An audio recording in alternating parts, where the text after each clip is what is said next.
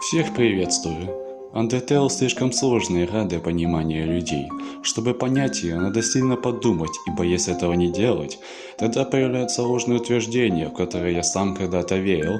Например, что мегаломания — это тема Санса. Если заменить название песни одну букву, то будет мегаломания, что переводится как мания величия. Я думаю, все понимают, у кого на геноциде мания величия. Тем более в файлах игры есть песня, которая имеет километровое название как тема, которая играет тогда, когда ты бьешься с Сансом. То есть на геноциде Санс бьется с тобой, он наносит первый удар, поэтому играет наша тема. Так работает эта игра. Так какие мотивы у Санса и что он знает? Скажу сразу, что я не настолько был умный, чтобы это понять. Мне в этом помог мой брат, а я лишь пересказываю то, что мы с ним придумали. Ну как придумали, мы просто можем это все аргументировать, так что, не придумали. Ну что, начнем. Нейтральные пути. Санс нас не атакует при любых обстоятельствах, убивая моего брата или нет. Меняется только его отношение к нам. Если мы убьем кого-то кроме Папируса, ему будет все равно. Если уж убить его брата, то он не будет сильно дружелюбен к нам, но все равно не будет атаковать. У вас возникает вопрос, почему? У меня есть такой ответ. Он помнит пути, нейтральные пути. Это важно уточнить, ведь истинный пацифист и геноцид он забывает. Почему он помнит нейтральные пути? Скажу так, даже сохранение в игре это часть сюжета. А вы думаете, что поведение Санса будет зависеть от игры? Типа, чтобы его силу не палить до геноцида? Санс не старается нас атаковать, потому что он не видит смысла. Ведь все равно все перезапустится, и все вернутся. Он продолжает придерживаться обещанию Тории, ведь если бы не оно, он бы нас вряд ли дальше руин выпустил, но про это позже. Вроде вполне логично, но потом у нас появился другой вопрос. Откуда он знает о перезапусках до прихода Фриск? Ведь он был ленивым уже при нашем приходе. Тем более он говорил на геноциде, что перестал пытаться что-то изменить уже очень давно. Кое-кто тоже перезапускал до нас. Флауви. Тем более он называл Санса мешком мусора, то есть между ними что-то произошло. Как вам такое? Пишите, думали вы когда-то об этом или нет. Перейдем к пути геноцида, и тут начинается самое интересное.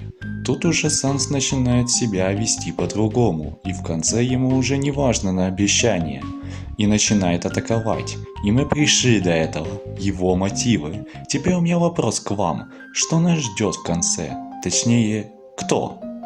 Чара. Именно Чара нанесла удар последний по Сансу, убила Флауви и Асгара.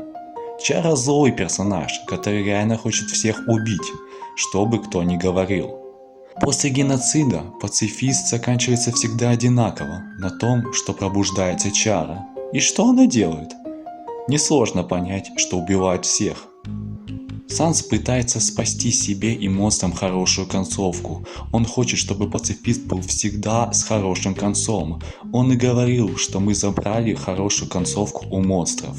Поэтому он уже наплевал на обещание. Его цель была заставить перезапустить нас, чтобы мы не проходили геноцид и после этого пацифист. Он не мстит за всех, он спасает всех. И надо подчеркнуть, что он знает Чару, но откуда? У меня ответа на это еще нет.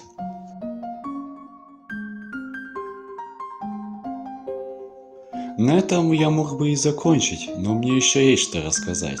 Санс не раскрытый персонаж, но кто самый не раскрытый? Это, твою мать, Гастер.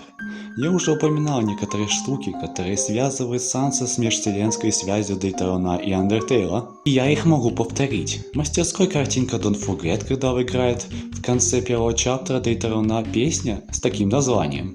И дверь в его комнату, под которой горит огонь такой же, как и в той двери, что тэпэшкает между локациями в Дейтеруне.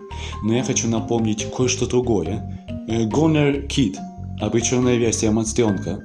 Помните фразу, что он сказал, когда мы предлагаем зонд? Что дождя здесь нет. Не может этот быть диалог просто так сделан. И по одному предположению, это говорится про тему It's Raining Somewhere Else, что играет у Санса в мастерской. И тут у меня и брата пришла интересная мысль. Где идет дождь? В Атерхуле, там где лужи.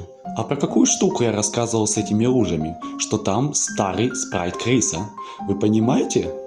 Причем в Делтаруне есть шарды, которые ты получаешь из Спэмптона и Джевила, через которые мы видим другой мир. Другой мир? Возможно, Undertale. Поэтому девочка-моллюск, обреченный малой, Redacted, Mystery Man, они все в Ватерфуле, лучше как зазеркальный мир. И возможно та машина, что делает Санс, телепортирует его между мирами. Кстати, есть еще одна штука, которая спала мне на ум. Может, это отсылка на Алису в Стране чудес? Типа Фриск тоже упал и попал в другой мир, как Алиса, а эти лужи отсылают на Алиса в Зазеркалье. Как вам такое предположение? Пишите в комментариях. Интересное видео вышло. Я никогда про это не просил, но, пожалуйста, делитесь с этим видео с другими, потому что про мотивы Санса я уверен больше, чем на 90%. Или как минимум для того, чтобы была другая точка зрения. И когда я делал это видео, я чуть-чуть разозлился. У меня вопросы к людям, которые делают канон vs фанон. Вы в каноне вообще разбираетесь? Зато вы сравниваете с фаноном, которому нет претензий, потому что ААВ — это альтернативная вселенная. Она и не должна быть связана с оригиналом. У нас же так много других проблем в фэндоме, но выучить саму игру мы не можем. Если вы не согласны с тем, что было в этом ролике, то можете сделать какое-то опровержение в комментах, я отвечу. Санс и вправду классный персонаж, что бы кто ни говорил, и я уверен, что мы о нем не все еще узнали. Ну, а на этом все. Я с вами прощаюсь. Всем пока.